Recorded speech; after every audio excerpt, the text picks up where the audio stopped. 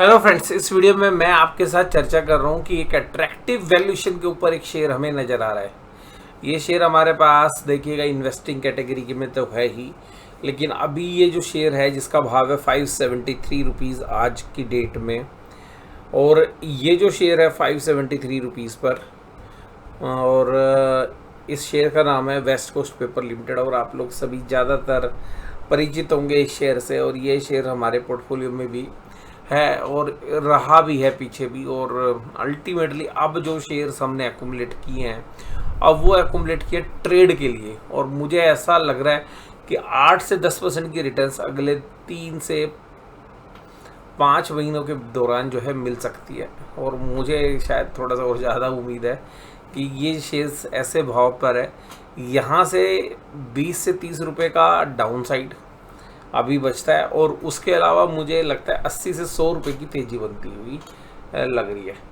तो हालांकि मैं 10% बोल रहा हूँ, लेकिन मुझे लग रहा है 12-15% तक भी ये शेयर्स के अंदर राइज़ करने का पोटेंशियल अभी हाल फिलहाल में है। और इस शेयर के अंदर जो हमें फंडामेंटल्स देखें तो फंडामेंटल्स भी काफ़ी मजबूत हैं इसके, और अभी भी इस साल के अंदर भी 104 रुपये के आसपास की ईपीएस रिपोर्ट की है। तो अभी भी अंडर 6 की पी रेशो पर ये शेयर ट्रेड कर रहा है। 8 रुपये का कंपनी ने डिविडेंड भी डिक्लेयर किया है, तो 8 रुपये का डिविडेंड भी है। तो डिविडेंड यील्ड को भी देखें तो तकरीबन 1.5% के आसपास डिविडेंड यील्ड भी बनती है। तो अभी भी ये शेयर्स बिलो 6 की पी रेशो पर ट्रेड कर रहा है। काफ़ी ज़बरदस्त जो है एक्सपेंशन जो है मोड के अंदर है। और ये जो कंपनी पेपर के अलावा जो ऑप्टिकल फाइबर्स हैं, उसके जो वायर्स हैं उनके धंधे के अंदर भी, और वहाँ पर एक तकरीबन 150 करोड़ की नई इन्वेस्टमेंट की भी जो है इन्होंने घोषणा की है। तो वो भी एक पॉजिटिव है, और जो इन्वेस्टमेंट मोड में है ये कंपनी। इसके अलावा जो है आंध्रा पेपर्स के अंदर भी इनके पास मेजॉरिटी स्टेक है अबव 70%। तो कुल मिलाकर 1955 में बनी ये कंपनी, इसके पास जो एम्प्लॉय की स्ट्रेंथ है वो तकरीबन 4000 के आसपास है।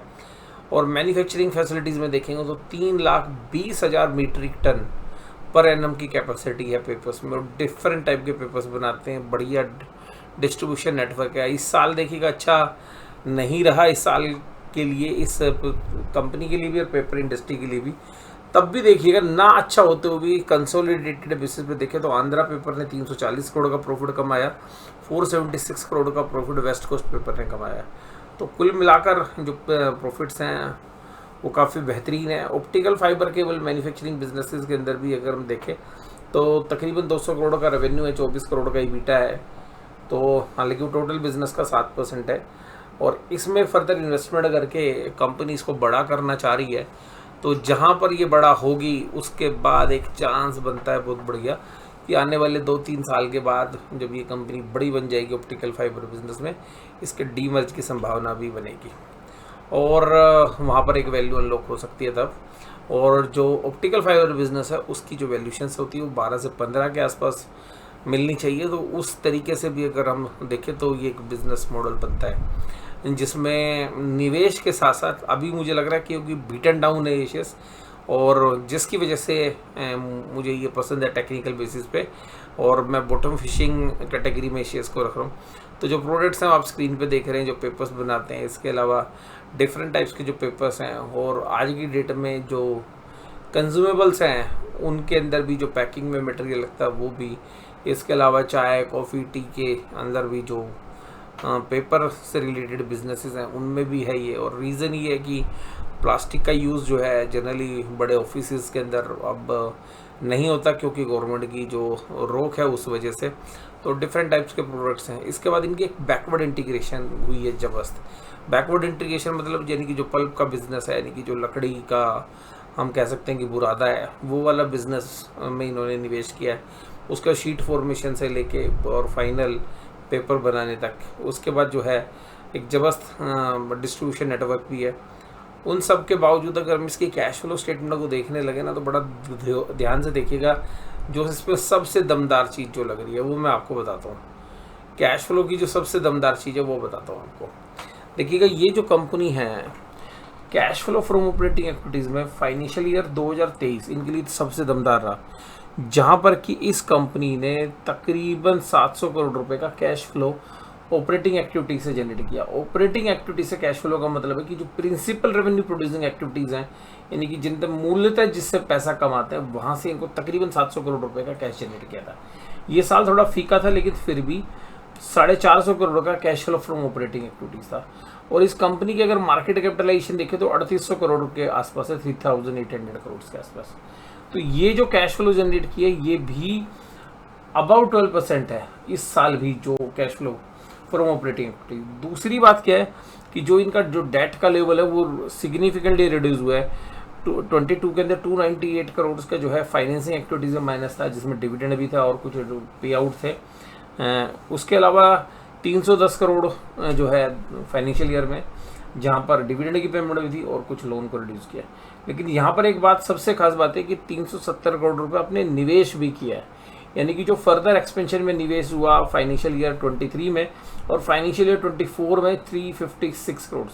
तो ये जो इन्वेस्टमेंट है, हालांकि इसमें कुछ म्यूचुअल फंड्स की भी इन्वेस्टमेंट है, कुछ एक्सपेंशन में है, बट ये कंपनी ये जो पैसा डाल रही है इन्वेस्टमेंट में, ये भी एक रिटर्न जनरेट करेगा।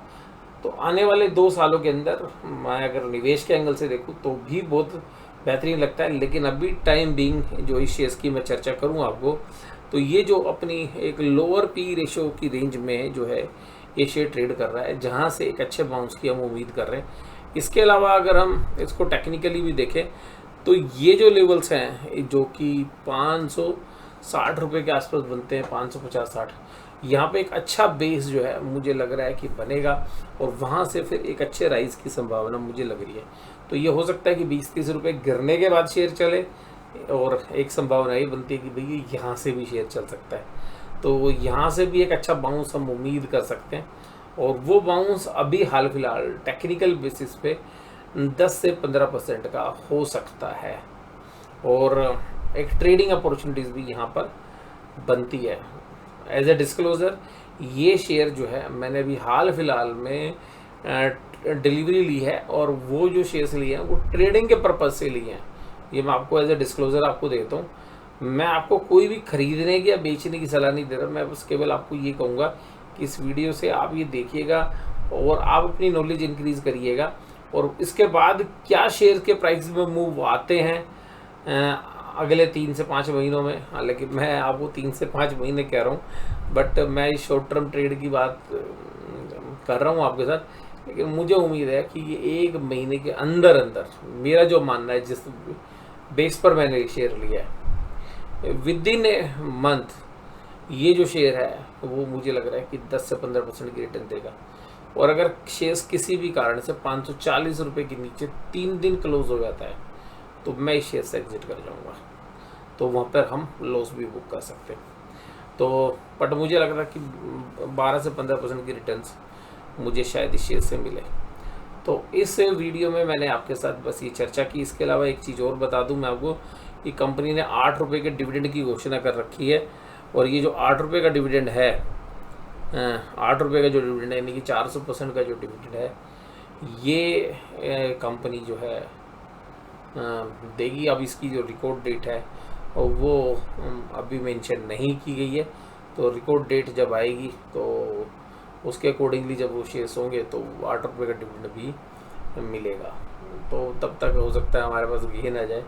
तो जो ट्रेडिंग शेयर्स हैं उनमें तो नहीं मिलेगा, लेकिन जो इन्वेस्टिंग शेयर्स हैं उन पर तो खैर डिविडेंड भी हमें मिलेगा।